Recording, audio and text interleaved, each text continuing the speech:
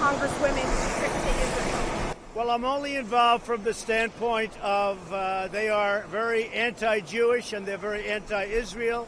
I think it's disgraceful, the things they've said.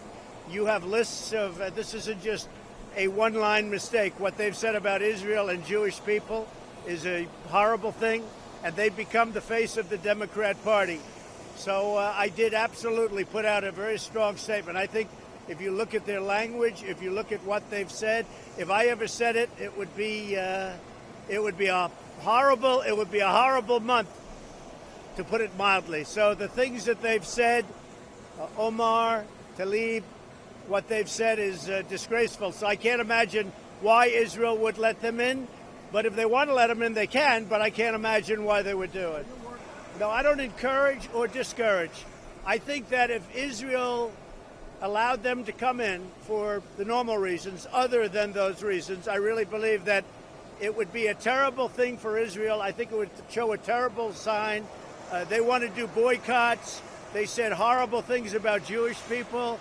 They said horrible things about Israel and Israelis.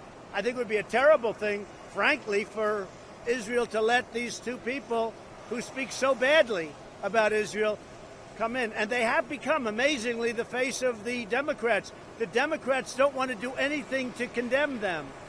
If this were 10 years ago, or if this were maybe a different time or different people or whatever, they would be condemned for the things they've said.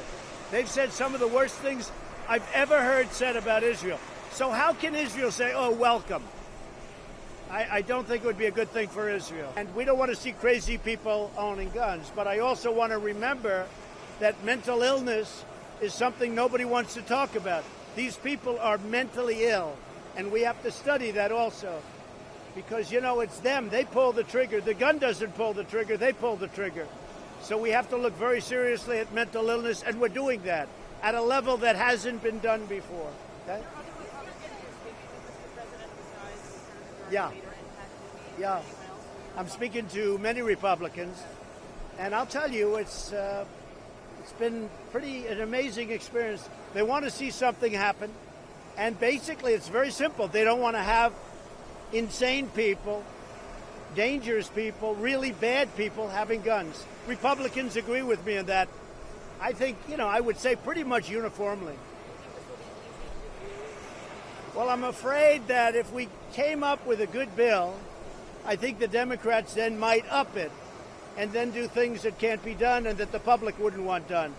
I hope that wouldn't happen, but that's happened in the past. You understand?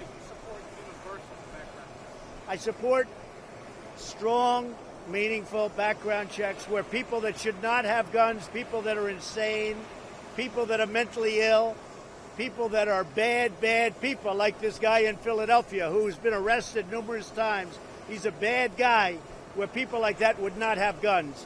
And frankly, people like that should be locked up. He shouldn't have even been on the streets.